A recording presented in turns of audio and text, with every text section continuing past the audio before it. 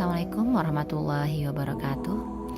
Berjumpa kembali dengan mata pelajaran dasar-dasar kefarmasian. Kali ini kita akan membahas materi mengenai pengelompokan obat secara umum. Adapun kompetensi dasar dan tujuan pembelajarannya adalah sebagai berikut.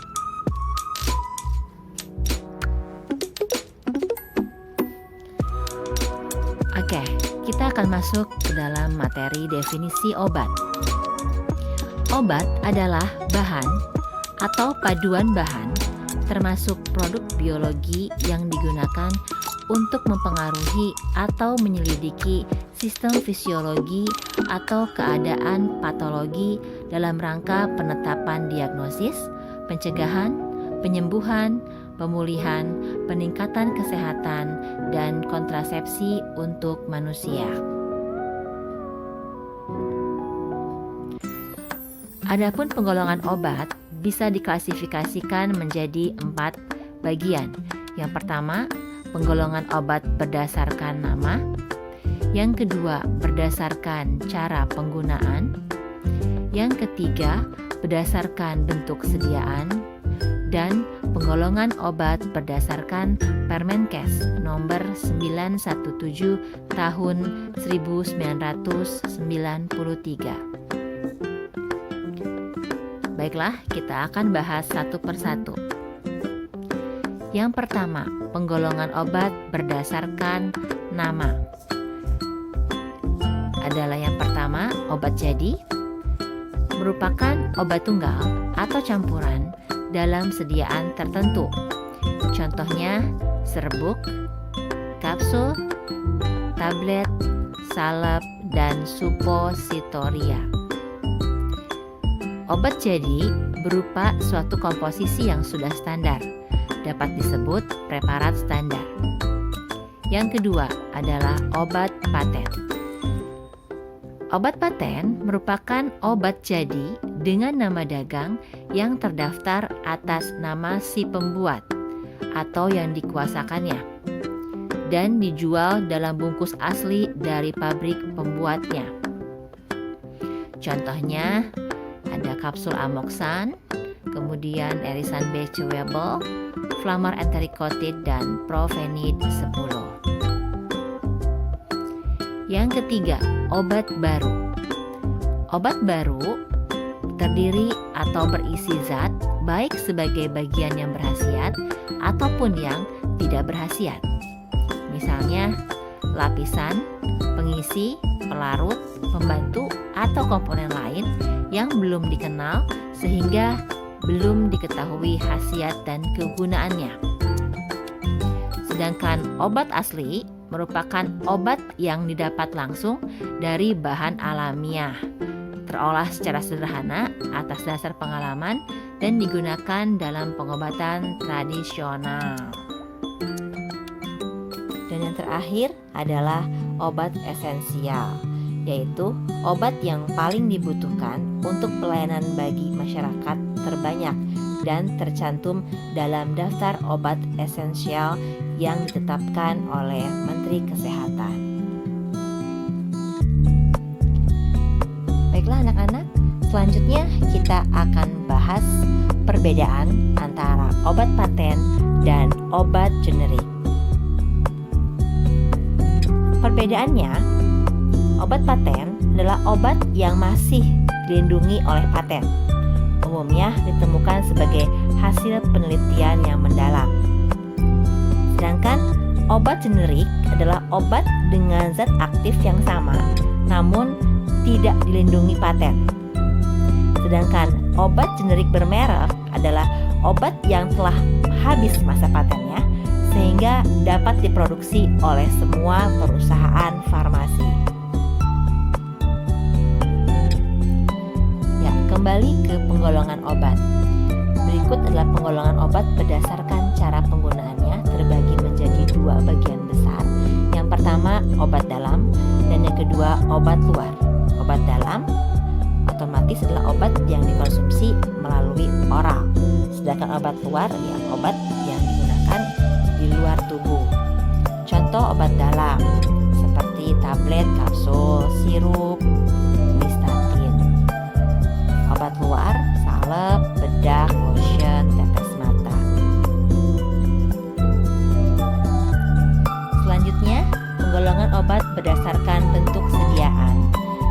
Ada bentuk padat, contohnya serbuk, tablet, kapsul, pil, suppositoria. Yang kedua, bentuk cair dari sirup, suspensi, emulsi, dan injeksi serta infus. Bentuk setengah padat, contohnya salep, krim, jelly. Dan yang terakhir adalah bentuk gas, contohnya aerosol. Oke, anak-anak. Selanjutnya penggolongan obat berdasarkan Permenkes nomor 917 tahun 1993 itu terbagi atas 6 bagian. Yang pertama, obat bebas. Yang kedua, obat bebas terbatas. Yang ketiga, obat keras. Yang keempat, obat wajib apotek. Yang kelima, obat psikotropika. Dan yang terakhir, obat narkotika. Nah, pertanyaannya adalah apa sih perbedaan antara ke-6 jenis penggolongan obat berdasarkan Permenkes ini? Perbedaannya adalah obat bebas dapat dibeli tanpa resep, bisa di apotik atau toko obat berizin. Kemudian obat bebas terbatas pun dapat dibeli tanpa resep, bisa dibeli di apotik atau toko obat berizin. Sedangkan obat keras itu harus dibeli dengan resep dan hanya bisa dibeli di apotik saja. Sama halnya dengan psikotropika dan narkotika. Nah, kita bisa bahas selanjutnya mengenai obat wajib apotek. Obat wajib apotek itu berbeda dengan obat bebas terbatas, obat keras, obat narkotika maupun obat psikotropika. Perbedaannya apa? Obat wajib apotek itu obat keras, dia termasuk obat keras. Namun yang dapat diserahkan oleh apoteker kepada pasien di apotik tanpa resep dari dokter. Hanya obat wajib apoteklah yang merupakan obat keras yang dapat diberi tanpa resep dari dokter. Loh, kok kenapa obat keras bisa diberikan tanpa resep dari dokter? Nah, obat wajib apotek ini bertujuan untuk meningkatkan kemampuan masyarakat dalam menolong dirinya sendiri guna mengatasi masalah kesehatan yang ditunjang dengan sarana yang dapat meningkatkan pengobatan sendiri secara tepat, aman, dan rasional. Oke, berikut adalah logo dari penggolongan obat yang tadi sudah kita bahas. Ada obat bebas, logonya warna hijau. Obat bebas terbatas, warna biru. Obat keras itu ada warna merah dengan tulisan K, sama dengan obat psikotropika. Sedangkan narkotika itu garis bulatan merah dengan simbol plus yang berwarna merah. Selanjutnya, 5 jenis sumber bahan obat. Jadi bahan obat bisa diperoleh dari 5 jenis sumber ini.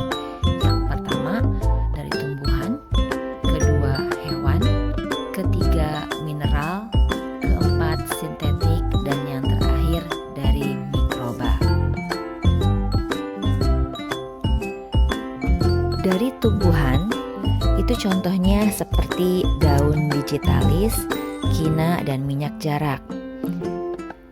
Sumber dari hewan, seperti minyak ikan, Adeps lanae, dan sera. Dari sumber mineral, contohnya kalium iodida, garam dapur, parafin, dan vaselin.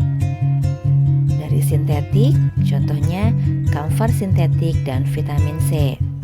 Dan terakhir, dari sumber mikroba, contohnya namanya adalah antibiotik penisilin dari Penicillium notatum. Oke, sekian materi penggolongan obat kali ini. Terima kasih atas perhatiannya. Wassalamualaikum warahmatullahi wabarakatuh.